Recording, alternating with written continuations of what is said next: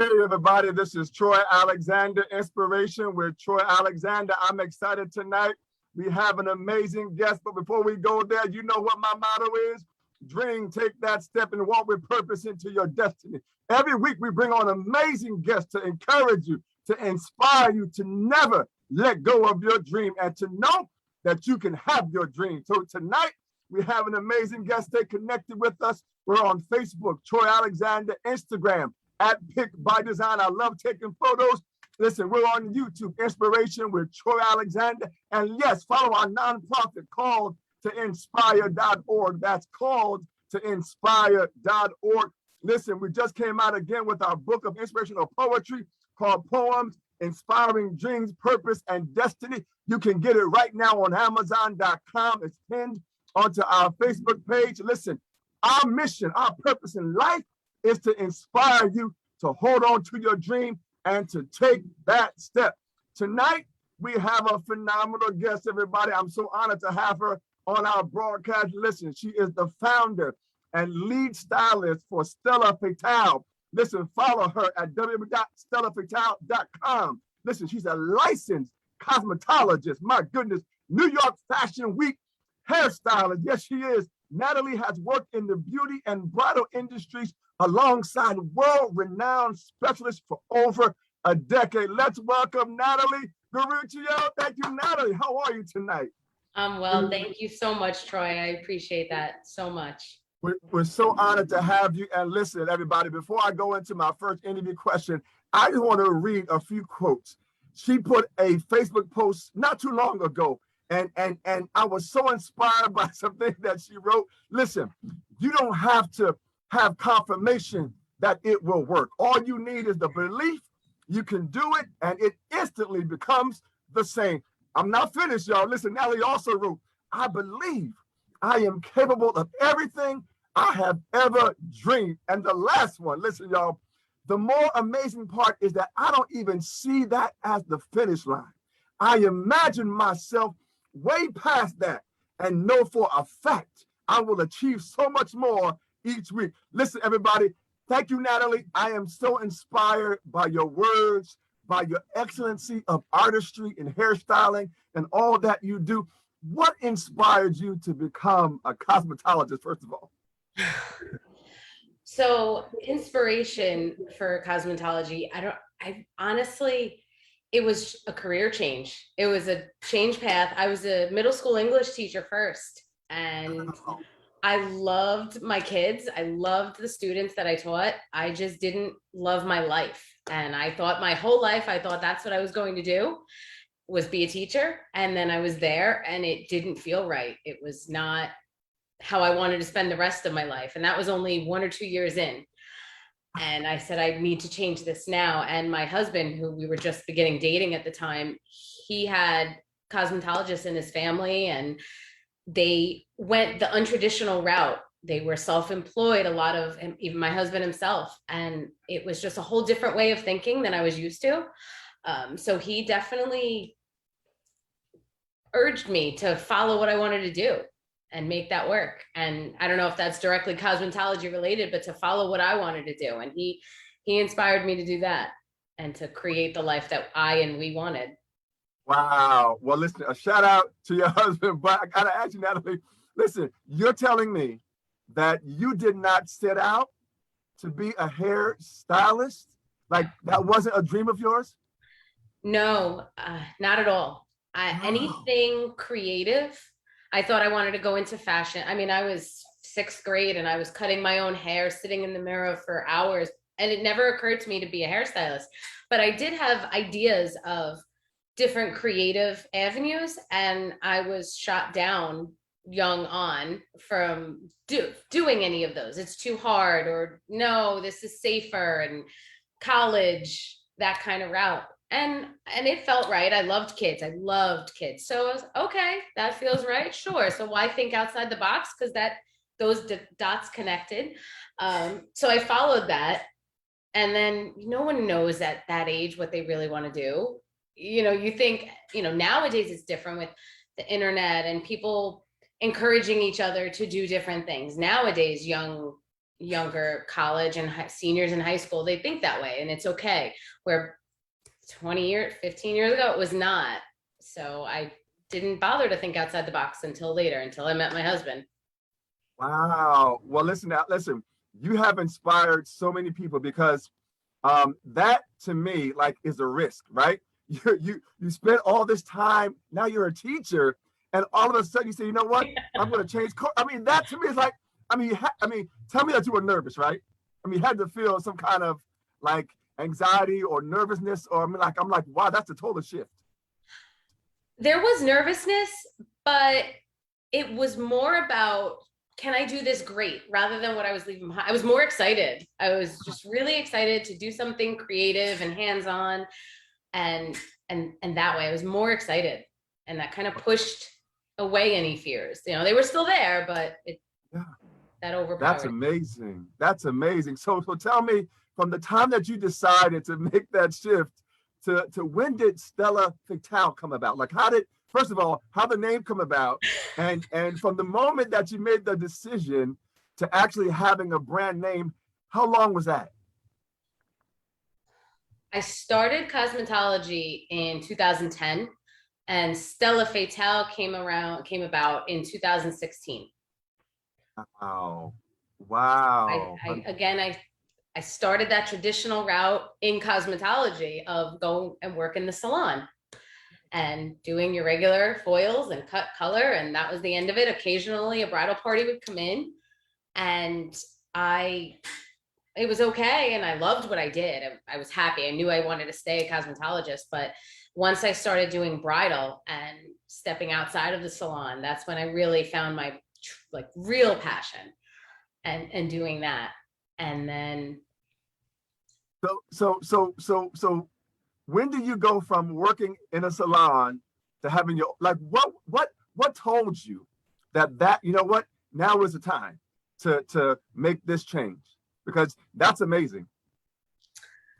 so my boss at the time hated doing weddings, hated doing upstyling, and I was honored when he agreed to do my own, because he wouldn't do it for anybody else. So I made him do mine, but he hated doing it. So he sent me out to do some weddings, and I instantly, from the very first wedding, it was around the time I was planning my wedding. So it was perfect timing because I was the passion of my own wedding, and this passion of styling and being on location and meeting different people and doing something on such an important day really struck me.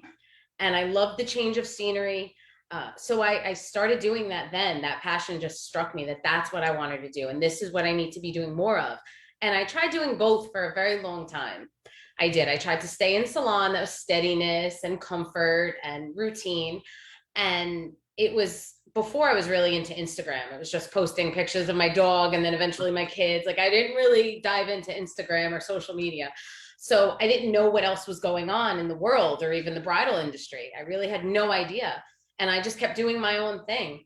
And finally, with each child that I had, I took one day off of the salon until finally it was too much to run my family, the salon business, and my brides. And I had to decide.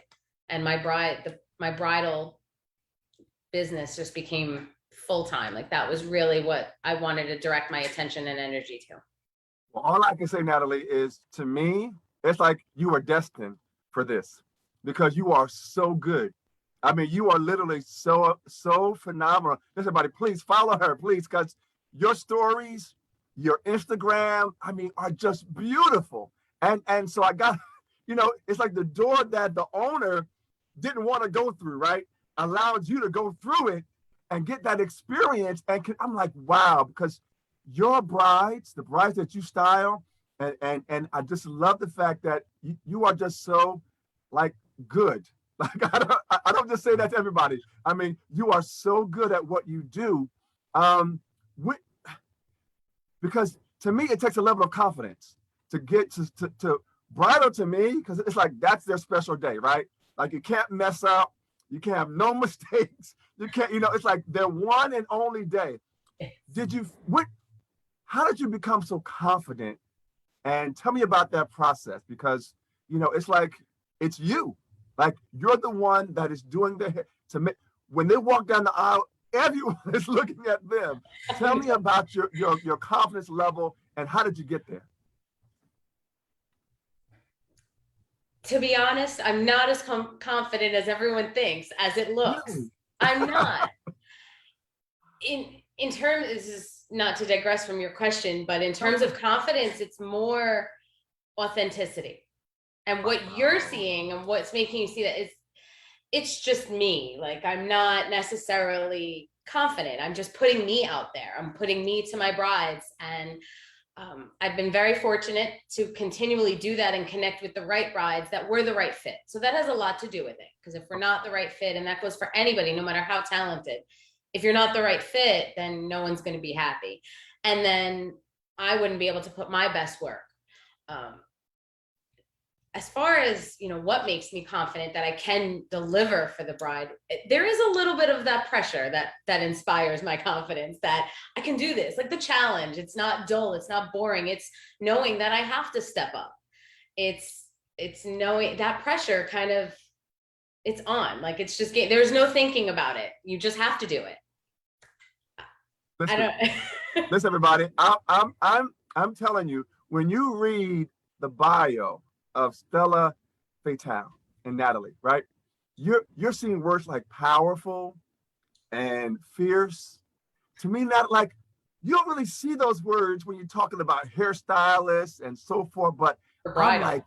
like, Don't do that in bridal. no, but you are like, yes, you are like this superhero, right? I mean, so powerful. But so it surprises me that you're not so confident in, but I love the word you choose, authentic. I love that about your authenticity. So tell me, how did you become, and I want to go back to how you got the name of your business. But before we go there, your Facebook stories are so transparent, even on Instagram. They're so transparent of who you are. And I love that because you said it wasn't confidence, it was your authenticity. And I'm telling you, Natali, that's going to inspire so many people. Like, I don't have to be someone else, just be me. And so when did you know, like, that was the place to be? Like, because everybody's not comfortable just being them. They're trying to be something or what others expect them to be. How did you get to a place where you're comfortable being just who you are? It's still a struggle. It's not a place. It's continuous. Wow, It's up and I love down. it. It is. It's there's so many levels of it for me and where I am in life, for so many reasons. It's from having kind of always being in the shadows, the quiet one, the small one, the one that was kind of under the radar all the time. And then I grew up and felt like I just needed to be heard a little more. And there was no point in being quiet. And I'm not the quiet one.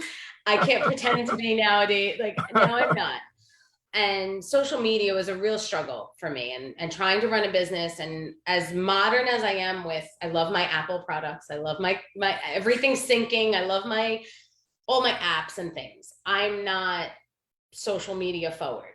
So trying to keep up with all of that and run a business in those modern ways of thinking, it was really a struggle for me. And trying to do that and trying to look like I have it all together, when at a time when, you know, everyone else in my industry is young and new and starting out and no family and have the freedom and ability. And I couldn't keep that together. Like, I can't fake what I have behind the scenes. So it became such a struggle for me that it was either put out real or don't put anything. And I'm like, all right, well, I might as well put out real. And there we have it. That was the only way. There was almost no choice. I will say there's a lot more people speaking about that now than there were a few years ago. Social media was growing and it was on the trend for perfection. And then everyone kind of stopped and said, wait, let's stop comparing to each other and looking at all of this perfection and when we all know that that's fake. What's behind the scene is real life. And more people talking about that and me seeing other people doing that and being authentic really encouraged me to do that. And I still feel like I could do more, but I take my baby steps and I try to do that. Well, all I can say is I love your realness. It is so it is so refreshing to see someone that is authentic and real. You bring your children into it, your family into your life. I mean, tell me what now was that like a hard decision to make, or was that really just easy because it's you, right? It's so you. I mean, in the car, it's amazing to see your transparency. Were you always like that, or did you have to grow into that? In real life, I'm like that. In real life, if you meet me on the street or in the Right. store or in the bar, if you meet me out in public food shopping, I'm like that. My family, Yeah. I'm the loud one. I'm the real one. I'm very to the point. I'm very blunt. I say what I'm thinking. I wear what I want. I show up where, all of that.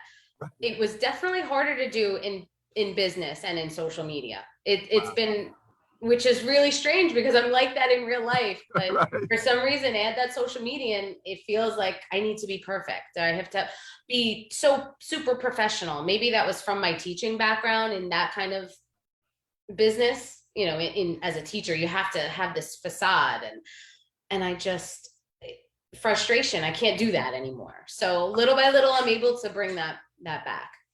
Wow. Well, listen, I love the fact, like, you leave no stone unturned when it comes to what you're expecting. I mean, your stories and everything you share, it's like, this is who I am.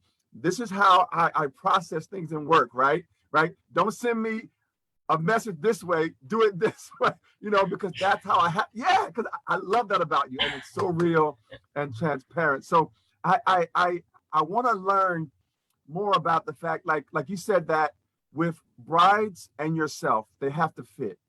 I want to delve a little more into that. What do you mean by, because I'm always wondering, like, does everybody accept every client that comes to them, or like, is there some, what are you looking, or are you looking for something in a client or someone that wants to connect with you? Like, is there something that you need to see in them? So first, where I am in my career now is not where I was 5 years, and even my life.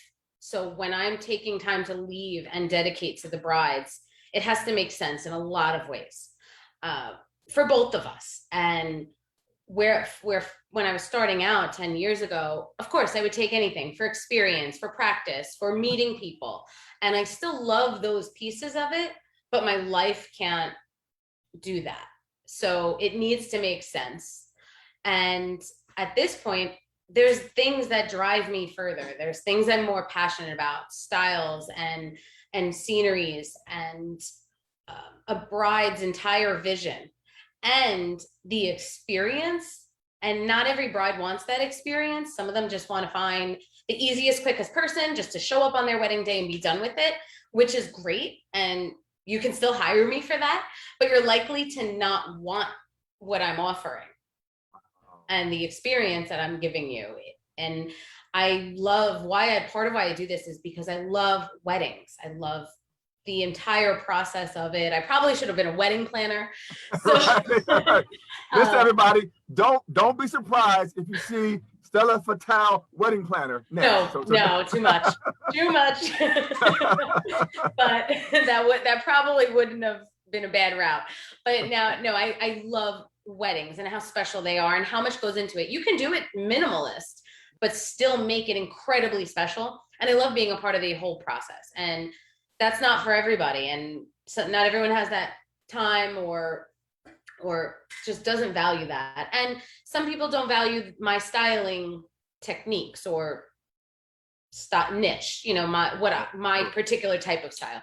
Yes. So I do look for nowadays brides that value that and want that and are looking for that, because we are a very oversaturated market and you can pick any one of us, but there's got to be something different. So at what point now I need to give you something different, and it's your wedding, so why not experience the best of that experience?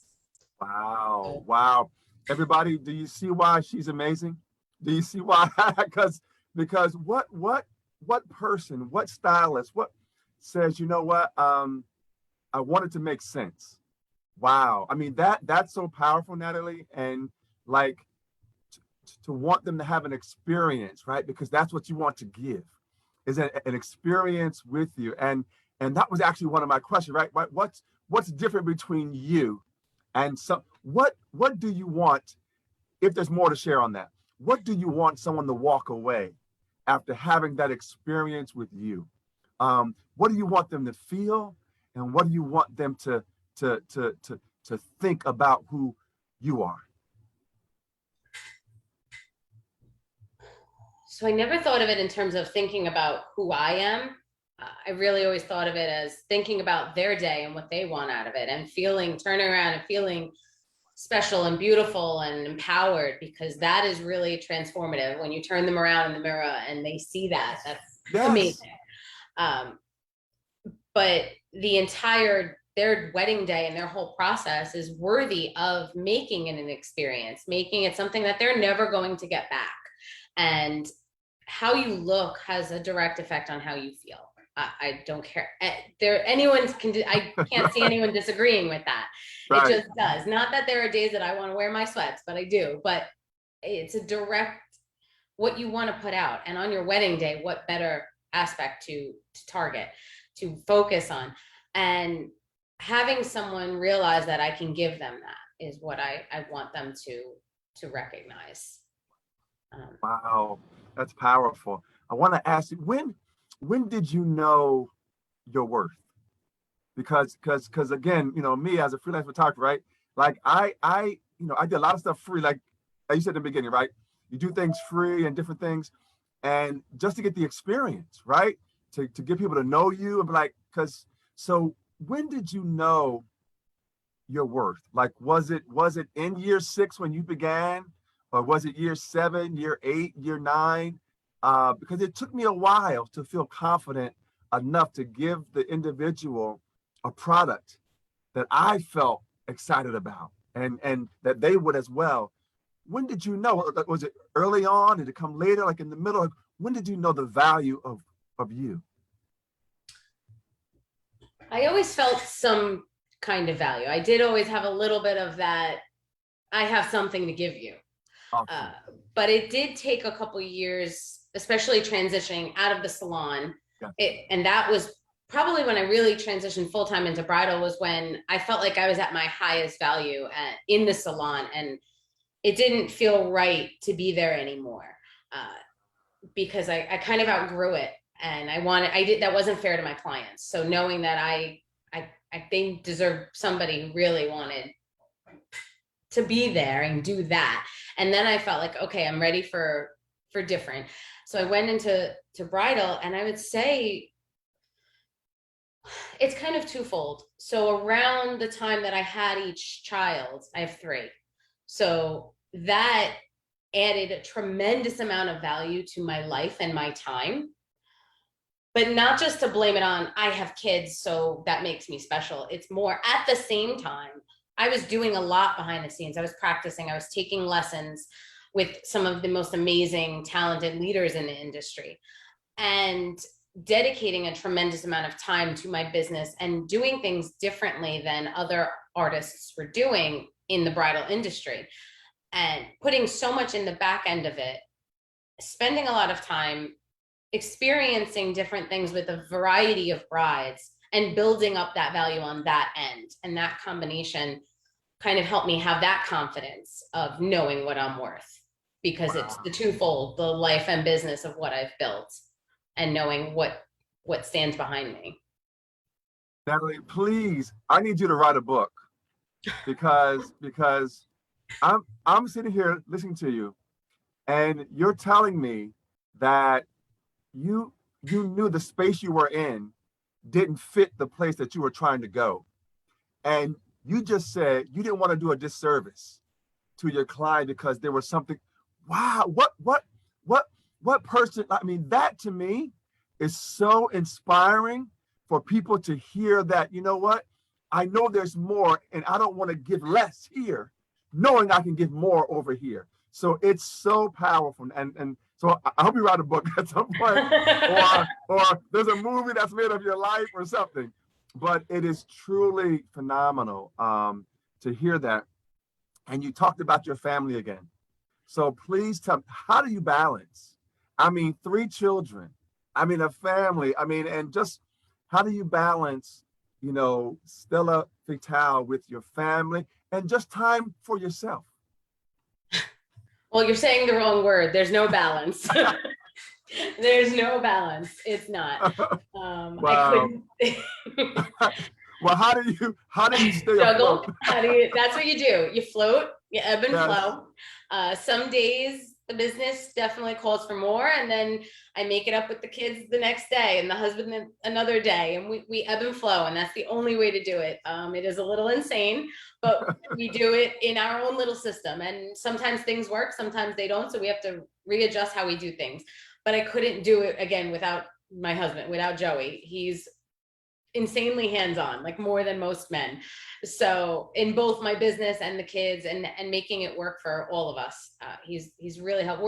We moved kind of farther away from all our family, and we were new to the area, so we don't have a lot of a big network just now. I mean, our family still is helpful, but daily life, he helps tremendously. It's really, I couldn't do it without him.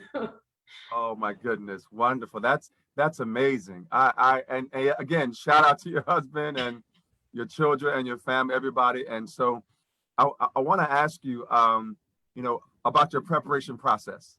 I'm always inspired about how people do what they do. And when I watch you, and that's why I want you on the broadcast, because how you do what you do is so amazing and it inspires me. I want to know more, like, how do you prepare? So first of all, everybody, she's taking book her for 2022, 23, 24. Book her now, because I'm telling you, she is busy. And she's that great. So how do you prepare? Like, so once you know, right, that you're booked for a date, tell me, are you preparing how far in advance? Tell me your process. So I do have a pretty extensive process, and that's why I like when my brides, it's helpful for them as well as myself to book as far out in advance as possible, as once my books are open, because then it just gives us more time for all of the pieces of that process. In terms, I send my brides a welcome guide right off the bat of a timeline of hair and skincare. I don't do makeup, but I have my friends in the industry have given me information to help provide hair and makeup, the whole beauty process, creating a timeline and what to expect from our timeline and working together. What months should we be doing different steps? So I prepare my brides that way. I'm available through the entire time to chat with them. I introduce myself to the photographer and make sure that we're on the same page with timing. 6 months out is when we start planning with the bride, and we jump online on a Zoom call and we look at all of their details, and I call it their vision session, and we really nail down their vision. Sometimes they book me a year and a half in advance. They don't know what flowers they want. They didn't pick their dress yet, so we can't pick anything, all of the details yet. So we do that closer to the wedding when they can relax. Everything's booked, and now they can just have fun with it. And we do that, and I work very detailed with my brides through that vision process. They come into the studio usually for their preview, which is their trial, and we do that. I take extensive notes. I order their hair extensions. I prep them on that, all of the little pieces. Beyond that, there's all of the paperwork and my whole systems, the emails I send them. I have routines so that they know where we are and what they need to be doing and how to prepare, even just timeline, how to get their bridal party on time, how to get everybody on the same page. If they don't have one, if they decided they want to add one, so that I can secure my girls and get my team, my assistant, the extra hairstylist, all in order, and have them secured for them as early as possible. I don't like leaving things to chance, to the last minute. I like having everything under control. Because it's not, like you said, it's not a day you can do over. So Right, I don't mess with right. that. Exactly. I've warned my babysitters far in advance. Don't take this job if you have to call out, because you won't come back. So, Wow. yeah. And then we chat again a few times. We even do the month before the wedding. I again reach out to the photographer, wedding planner, bride, timelines, really checking in with that, see if there's any changes. Do a wedding week or the month of, where we jump on a call again if they just need So they end up becoming such good friends with me that they just want a glass of wine and a Zoom call. I need to hang out and just have fun for a minute, Wow. chat about fun stuff, about the hair, show off the shoes, things like that. And they love doing that. I do give them the flexibility. Like, I don't make things like that, required. I want to be an asset, but no one's ever turned it down. They just love being able to just sit back for me and have face to face right before the wedding during all that chaos, and know that we're on the same page. And if there's anything else that they need, I'm there for them. And then wedding day, I show up. I love it. I love it. I love it. Wow. Listen, you talked about hair extensions and all that you listen, everybody. This amazing woman, right? She to me, you seem like you want to grow. You want to get better. You want to just expand. You want to just be great at what you do. And when I saw you go into hair extensions and that process, tell me about that process, because that was recently, right? It's been inching into the business, but Okay. it just recently became like, I want to do this. I want to grow that way. You're right. You're absolutely right that you did catch on to that I do want to grow. And it just recently struck me like, I need to do something with this. Again, I've tried different things. My husband tried to encourage me to try out lash extensions and doing that and adding that as a service. And I tried it. It just didn't feel like the right fit. I always loved the hair extensions, and it's right in front of me, just add that. And that, it's just so many brides come to me and they don't know, or even their bridesmaids, they want extra clip-in extensions, or they want their, sew-ins, and they don't know they don't know anything about it. It's amazing, because I'm so into it now that I forget, and I try to tap back into talking with different people to see what was it like to not be in the beauty industry and what don't you remember. So having that to be an extra resource for them, I'll order for you, I'll color match. You don't have to do anything. It makes it super easy. And I believe in quality. So I'm tired of having just one name out there that everyone just goes to because it's the one name, when it may not be the best, or customized. So I did want to grow into that and to be able to give more. Well, all I can say, everybody, Natali is the best. If you need a bridal hairstylist, please connect with her. She is that amazing, phenomenal, astronomical, whatever way I can describe it. She is all of that and more. So, but it's amazing to see your growth and all that you're doing. Is there another level that you want to take your business? Because again, so many like the artistry, but they're not really a fan of the business aspect of it. Did that have to grow on you, or did you kind of just say, well, listen, I got to do what I got to do? But is there a part that you really aren't a fan of, or do you kind of balance it all? There's parts I'm not a fan of. I hate doing the bookkeeping. I actually, there's a lot of little things, but I also like having my own thing, because Yes. you have to do it yourself. If you Yeah. want something done a certain way, Right. and I Right. do, I want things done a certain way. I want them done as best they possibly could be. Yeah. And whether it's because I take pride in my work or because it's my baby, it could be a little bit of both.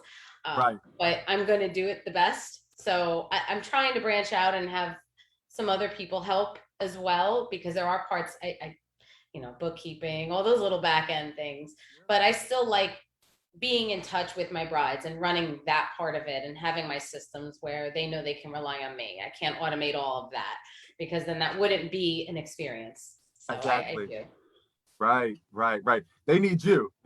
Right. And so listen, everybody, as much as I love Natali, and it's just amazing, her gift, her artistry. Now, you have to tell me, right, that there has been at least one experience where maybe somebody wasn't quite as satisfied or happy, or you weren't as happy, I should say, possibly, right? I mean, in the beginning, not now, everybody, but in the beginning of your journey, was there a moment that either you or your client weren't as satisfied as either you wanted to be, or they desired, or they expected? And if yes, how did you respond? How did you get through that moment? Because for some people, it's difficult, right? Because you have a lot of power in what you're doing. And listen, I know as we talk, listen, there's times where we're in the beginning, sometimes the picture just didn't come out the way I wanted it, or and so I had to kind of go through that. It was hard. So tell me about those hard moments in the beginning where you had to kind of grow through a little bit. So I'm sure you experience this. We're our harshest critics.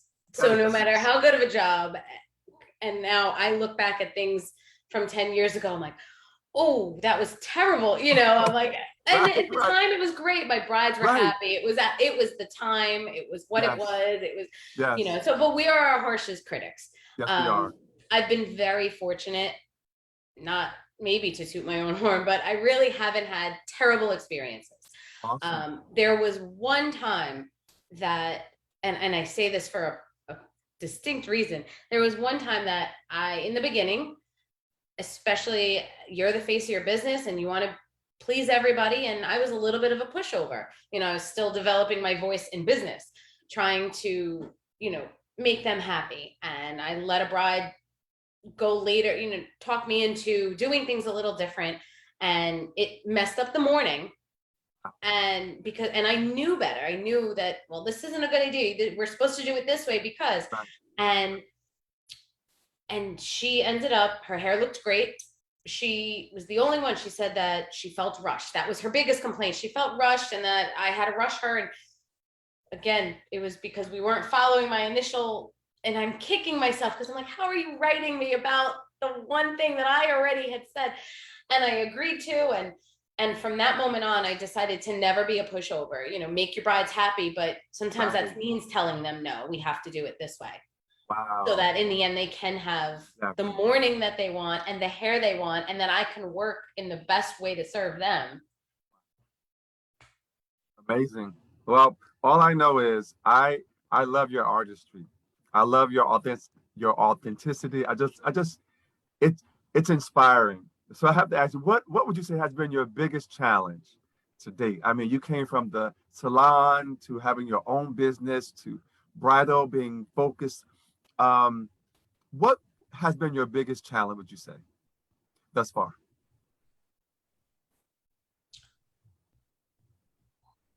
Consistently remembering that I'm where I'm supposed to be. And I'm not further yet for a reason. It's okay that I'm not in a different place. That's my biggest daily challenge. Wow. Please write that book, Natali, please. Because it's your journey is so uplifting. I mean, I listen, I've talked to people who are, authentic, but I'm talking to you, and I've never experienced where your answers are just so real. Like they're so, and thank you for that, because people need to hear that, right? They want that. They want to know that what I see is who you are. So thank you for sharing yourself with us and the world. Wow. Do you think it's been more challenging to reach the place you are, or to maintain at the level of excellency of where you are? When I saw that question, I was wondering what was that was. I knew that one was gonna stump me. Because see, sometimes I think people think that it's easy at the top.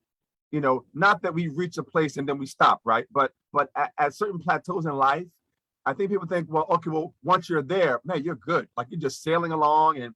But sometimes I find that it's harder to maintain a certain level sometimes than to the challenge of getting there. So I didn't know, for you and for your journey, do you find it more of a, maybe not a challenge, but do you find it more exciting to be able to maintain where you are, or that sort of that journey upside the mountain, in a sense? It's exciting. It's definitely exciting for me. It is a little bit of a challenge in the sense that I feel like I have to, I'm my own competition now. I have to continually, how am I going to do better? Which is hard because you're just trying to beat yourself, and then you're even more of a perfectionist. But it is exciting. And I guess it really doesn't feel like a challenge because I'm still growing and I'm excited about that. So I'm sorry, I'm turning your question upside down, but it doesn't I love really, it.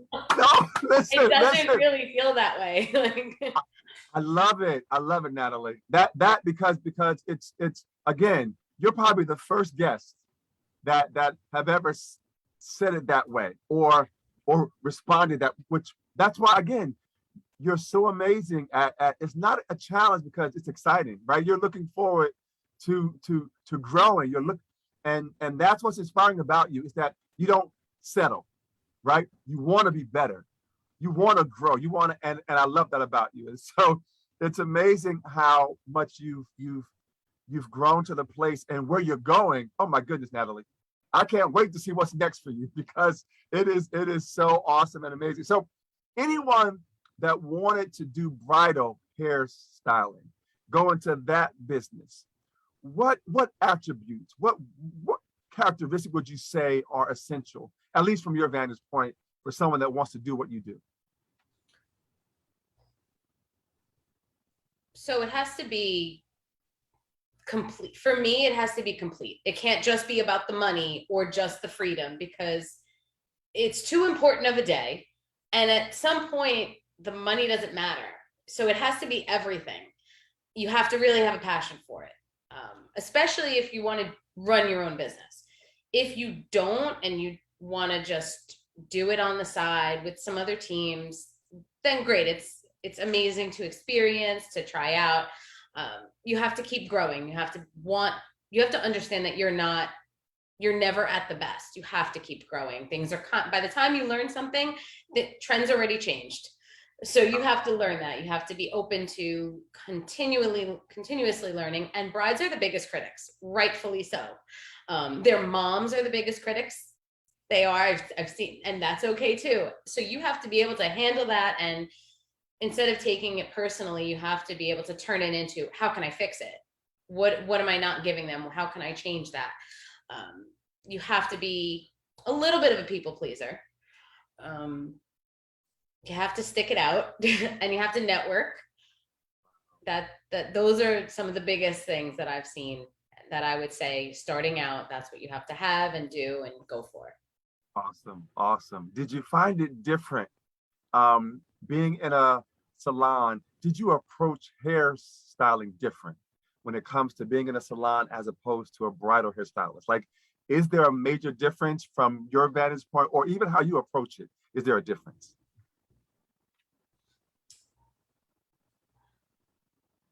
There is a difference. I mean, maybe now if I were back in the salon, I would be approaching my salon experience more like the way I handle bridal, for styling and for the experience of it. The salon became very monotonous for me, and I felt like I was limited in creativity, which is so wrong, because I just maybe wasn't connecting with the right clients at the time. It was, again, when Instagram was starting to get bigger. And, I think I just tapped out too soon for that. But that was my experience, was that it was too monotonous. And I felt like my hands were tied sometimes. I'd want to do something. Maybe I would want to do red on that woman, and she didn't want red, and I had to deal with it, Right, With right. bridal, you can be a little more creative, and people they come in with those inspiration photos, and they're like, well, this is not what you have, but this is how we can get there, or somewhere different. And they're just more open and more excited, and it's just feels more powerful. And so what I do, I feel more behind it. Awesome. Wow. What's the largest bridal party that you ever done?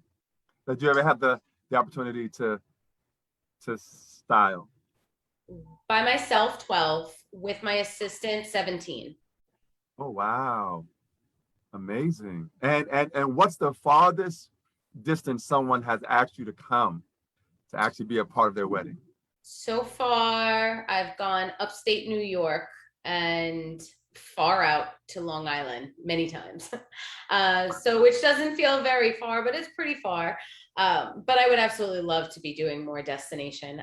One of my favorite clients, amazing client, Her and her husband, they did end up wishing they flew me out to Colorado. They were like, that was the only thing that we should have done was fly Natali out. That was the only thing that they were missing from their wedding. So Well, listen, when they renew their vows, you're flying out to Colorado. yes.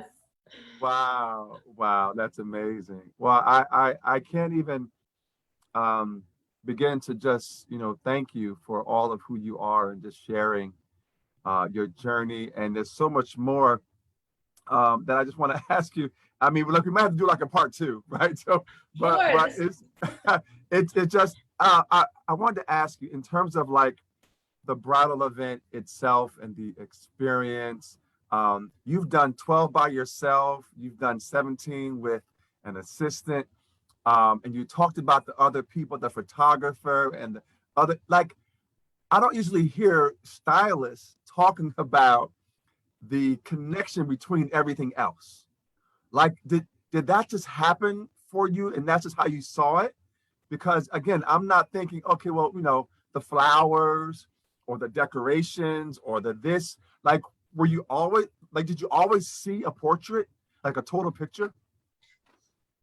I think each year it started to become something else would stand out to me clearer, and more each wedding, another experience just added to that for me. And part of it was how I want to work. I don't want to be pissing off other people, that's waiting on me, Right. to be honest. So because I maybe got the wrong time from the bride, so then I started to realize all of these pieces are connected. And what I love about it is the entire wedding. And that's what makes it so amazing. So I'm like, well, all of those pieces matter to me, and they matter that to my bride, that they matter to me. They have to.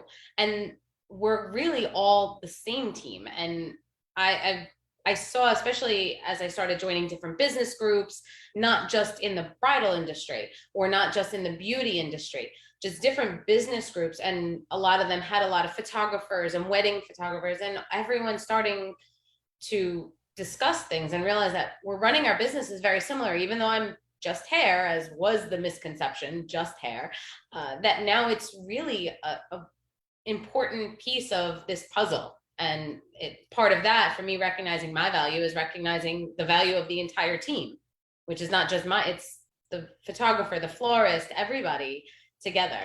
And it makes the whole experience that much more amazing. That's why you need to hire Natali, Stella Fatale, I'm telling you, because she's concerned about everything, all the pieces, making sure that they fit. Listen, I want to ask you, social media can be very harsh, right? Not only can we be our own worst critic, right? And I am too. I want to be good. Like, I want to be better, like, right? And the next day, be better than that, right?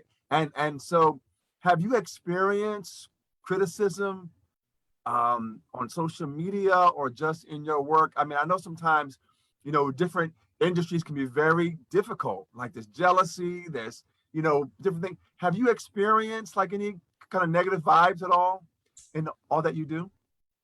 I have. There's probably way more that I'm just unaware of because I just lean towards different vibes. But there was one incident not too long ago, like about a year or two ago, and someone just put horrible energy out towards me and things, completely untrue things, because they didn't like how I handled something.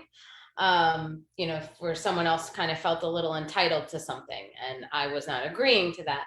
And they just tried to tear me down. And I got really upset, and I was almost going to let it get to me. And instead I went on to online, and I was really authentic about it, and I faced it head on, and everyone else kind of rallied around me. All my old brides, all my old salon clients, everyone rallied around me to say, that's not right. Like, not just is it wrong and mean and hurtful, but it's incorrect. Right. And I was like, okay, I'm doing something right, and it's okay. Absolutely. Yeah, and I just have to handle it. You're not going to please everybody. I know that from when you're as loud as I am in person, in real life, you're not going to please everyone. You have to learn to be okay with that if you're going to be as loud as I am and as opinionated as I am, and bold, and that's okay. And I just have to transfer that into online. I don't know if it got worse, if it was really bad, if like celebrities, I'm sure they get a lot I don't know how much I could handle, but I would have to Right. just turn off those comments and just not read them and go a different route, look my Exactly. energy somewhere else. Absolutely. Well, listen, just let me know, and I'll send you all the positive vibes you need because you're awesome and amazing. And listen, I'm gonna lift you up, celebrate you, because again, I truly love your like just your realness, your authenticity, everything about what you do. So just so proud of you and all that you do during, listen, the last year and a half, 2 years, going through the pandemic with COVID and so forth. Has any of that at all impacted your business? And do you approach anything differently now? Like I know you send out packets ahead of time. Like, did it change anything about your narrative or your conversations at all? So it's definitely changed the way it's pushed me more into following my own line, because with everyone being home in the pandemic and so many more weddings all of a sudden happening now, being put on hold, it's changed our industry completely to being overworked and sometimes, and then in other ways, the market, everyone was home and decided they wanted to be a bridal hairstylist, and now the market is extra, even more saturated. Right. It's amazing how that happened, and everyone else wants to be out on their own. So it's definitely created even more competition as well. So it just pushed me more to having to focus on my own lane and doing what's really unique about my process and speaking with my brides about that. I have been doing Zoom calls with brides since before the pandemic, trying to meet with them. I used to call them coffee dates. Now they're just virtual bridal consults. And before it was really weird. Everyone thought I was strange. Why does this bridal hairstylist want to do this online thing with me? And it was really strange when I was doing that all along. I've been doing that for about 4 years now. And no one knew how to use Zoom, and no one knew it was very awkward. Right, And they right. thought I was crazy. Like, why do you care? Just send me your prices and that's it. And well, now everyone really appreciates that. They love being able to see me face to face, and they know how to use Zoom. So because everyone was using Zoom and the whole world Right. had to learn. So that's changed. So Wow, amazing. So let me ask this question. Do you do one bridal event a week, or can you do multiple a week? Or tell me what like sort of your flow in terms of how you do things and your preparation. Are you able to do multiple in a given week? I can. It all depends on the logistics. It depends if I have a bride that's too far away and she has a very early morning that I have to have accommodations from the night before. Then, I mean, if a wedding the day before is in the morning, usually it is, then I could do both, or I could do three in a weekend. I Wow. do try to make my packages very bride focused for their entire bridal process. So they also get to have first dibs at me for their bridal shower and their engagement photos. So as Wow. my bride, they have those exclusives. So they have those dates that they can reserve ahead of time. So where normally if you were just not my wedding day bride, trying to book me for your shower, I'm probably not available because my brides have first dibs for their showers or their wedding days. So it really depends on the logistics of it and what makes sense. And then to be honest, I don't overbook myself. I do try to keep a couple of times through the year where I'm not booking so that I can be there for my family. So Wow. it's Wow. just, Listen, I'm telling yes, you have absolutely. to.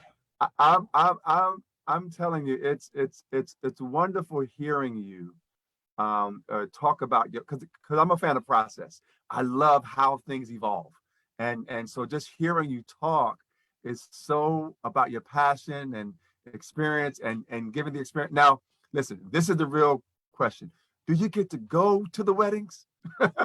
Sometimes I do. Sometimes I do. I would love to crash every single one. I would. Sometimes I do. It's amazing. I love when I get to do that. Well, listen, I just want to again say that I got one more question and just two other things I wanted to talk to you about is like I'm watching your videos and how you're turning the bride around, right, to see herself. Now, listen, most people like, I'm not doing that.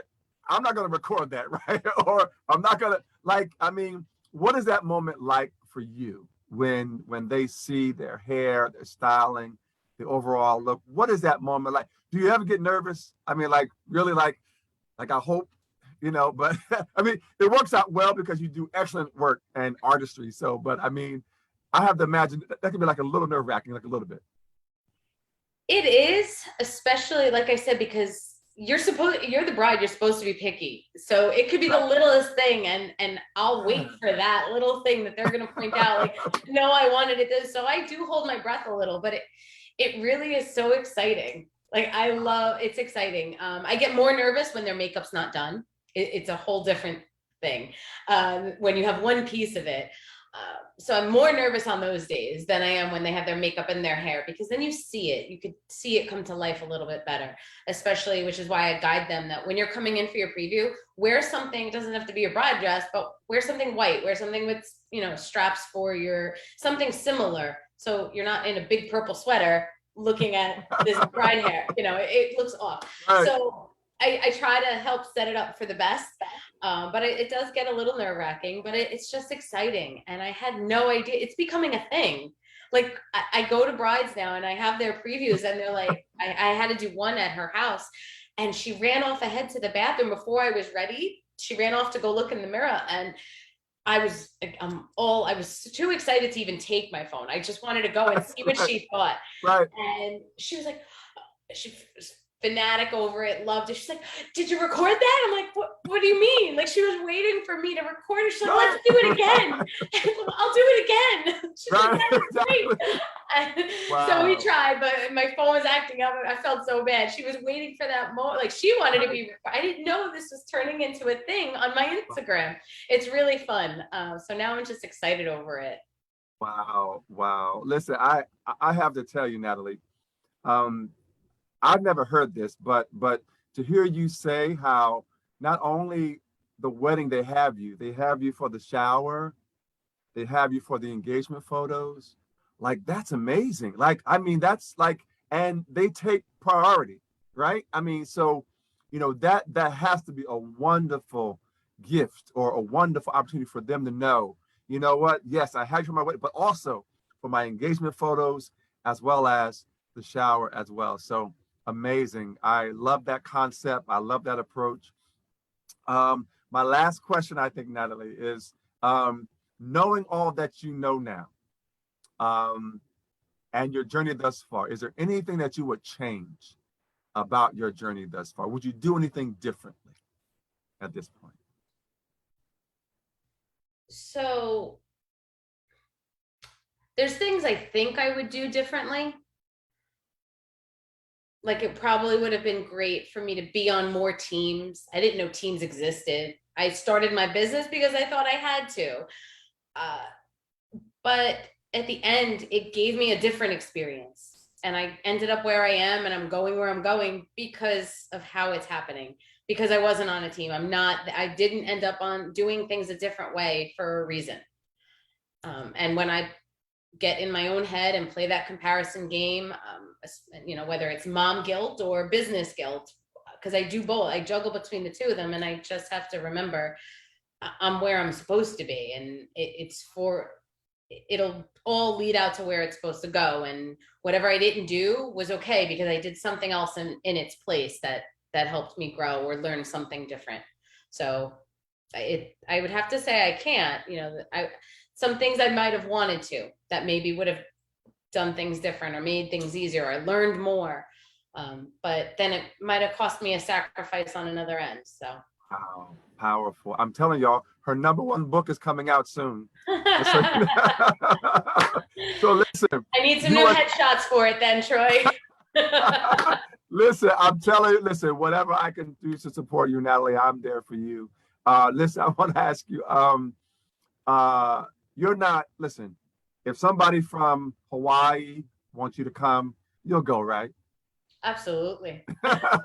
There's somebody absolutely. I love trying to make things like that work. I absolutely see the world. So listen, everybody, wherever you are in the world, listen, please contact Natali, but you got to do it soon. Because I'm telling you, she's probably got so many already for 2022, 2023, even in 2024. If you think, put it on the books with Natali, make the consult happen. And we're so proud of Natali. Is there more? What more would, the platform is yours. What more would you like to share with us about Stella Fatale, about who you are, what's next for you, so I'm going to give you the platform for you to share anything else you want to share with us. And then, of course, we want you to give time to acknowledge anyone you want to acknowledge. And then we're going to get all of your contacts and your social media. But tell us, is there more you want to share with us at this time? Oh, I could keep talking for a few more hours, Troy. Well, listen, I don't mind doing a part two. We're going to have to bring you back because there's so much more that I think people need to hear from you and about your journey and about your passion. I'm telling you, I would have never thought that you were a school teacher, a teacher for a couple of years, and then did a shift where it wasn't even something that you had wanted to do as a child or grew up with passion to do it, and to see where you are now. Phenomenal. Your story, your journey is inspiring so many today that you don't have to stay in a place that you're not purposed for. No, you don't. The floor is yours, Natali. The floor is yours. Thank you, Troy. I'm becoming known for the friend who tries to convince everyone to quit their jobs. Because it's just that fulfilling to just do what you want. And if it doesn't work out, so what? If it's unstable for a little bit, so what? It's an experience. Like, you do this once, you do this life once, and nothing else matters. So you have to find something that fits and you enjoy doing, especially after the pandemic. And I think a lot of people saw that. Maybe not some of my friends that I'm still trying to convince that need to quit their job and follow their passion. But a lot of people have found that. And it's so important, because I wouldn't be enjoying my life. And not that there's not still hard times and things like that, and days that I stress, but I would not be enjoying my life the way I am now if I didn't do that and take that risk and just trust myself. And that's really what you have to do. Listen, everybody, this is Natali GARUCCIO. Listen, I'm telling you, GARUCCIO. I'm sorry. There you go. It's not an easy one. That's why I changed my name. That's why I changed my business name. Listen, everybody, I'm telling you, Natali GARUCCIO, thank you so much. Listen, I want to, any acknowledgments that you want to give to anyone that has been a part of your amazing husband and your children. First. But he's without a doubt first. Yes. My kids for dealing with all my crazy schedules and all my bride calls and not being there for different things and juggling around. And so my kids and my husband, without a doubt, my father and all of my in-laws, everyone helping to pull a hand to babysit or to just support all of us in all the different ways. And my team, the amazing artists that I've been working with lately that have been really showing up for me and showing up for our brides and for Stella Fatale, not just me. They really want to be a part of Stella Fatale, and that's exciting and amazing. And every single one of my bosses, all of my salon bosses who have, especially my friend John, who put me on that first wedding, and really they all wanted to have me at the salons, and they loved it, and they supported my choices, and it's like they always knew that there was something else. I was always somewhere else, I always gave my all to the salon, but they really encouraged me and supported whatever route I wanted to take. So I have to thank them for that. So amazing. Thank you, John, for a lot. Yes, thank you, John. Thank you, John. You have been a light. That door that you allowed now to go through, it has changed the world for so many brides, so many families, and so many destinies. So thank you so much. Natali, listen, where can people follow you? Where can people connect with you? Give us your social media handles or where they can connect with you. So my website is always best. That's actually getting a refresh right now. Thank you so much, Anthony, who's working on that as we speak. So stellafatale.com, Instagram, Stella Fatale, Facebook, Stella Fatale Official, because someone has the other one that I'm trying to, I wish I had, kind of threw a wrench in. But yeah, everything Stella Fatale, Pinterest, Stella Fatale. That's always the best way. You can see all of my work up on Instagram, and reach out, email, or I really don't answer DMs. They're just all over the place. But emails, website, I'm there. Awesome. So I'm not going to leave the broadcast until. How did Stella Fatale come about? So Natali GARUCCIO is a mouthful, and you can't spell it correctly. It's not something that rolls off your tongue, or it does, but I can't say that and have someone find me easily. It's misspelled. So when I wanted to rebrand and really focus the brand on the kind of work that I wanted to do and the brides I wanted to attract, I thought about what that was and rebrand, and it needed a name, and it needed a personal name, something sexy and fierce and powerful, to represent all of the things of myself and my brides and those unique, amazing weddings that are like that. And even just events, how you want to feel, that alter ego. That's what I was playing with originally, was an alter ego. And I came up with, I love the name Stella. I always did. And even if we were ever to have more kids, my husband was not going to go for that name. So it became my business baby, Stella Fatale, like femme fatale, that sexiness, but still, a little bit of romance in there. So your alter ego of feeling your most amazing self and putting that out in the world. Wow. Well, Natali GARUCCIO, I want to say thank you. And whatever way I can support you and your vision and your purpose, know that I'm there. I am a fan of you. I'm a fan of your artistry. I am just so thankful for you taking the time to come on our broadcast. I'm humbled, and I thank you so much. Is there more you want to say now before we go off? I just want to thank you, Troy. Since I met you at Fashion Week, you've been an amazing support and cheering me on every step of the way, and it's really incredible. So I have to thank you, because it's amazing to see that I've had that impact on you, and you've done the same for me. So I have to thank you, because there are, as confident as I may be, there are times that we're harsh on ourselves, and you've really helped me with that. So to see what I'm capable of and appreciate that of myself. So thank you very much. Absolutely. And listen, I just want to say, listen, there's so much more in you, Natali, that the world is going to see. I'm telling you, there are doors that you don't even see opening, but they're there for you, and they're coming for you, because I'm telling you, the world is going to know. Listen, the world already knows, but more of the world is going to know Stella Fatale. And again, I'm so honored. Thank you so much. Listen, please come back again. We're going to have to set up another date to come back and talk about more of your journey. But thank you so much. Appreciate you. I'm so honored and humbled. Everybody, please, Natali GARUCCIO, thank you so much, everybody. This is Troy Alexander Inspiration with Troy Alexander Live. We come on every week to encourage you to hold on to your dream. You know my motto, dream, take that step, and walk with purpose into your destiny. Listen, we love you. We appreciate you.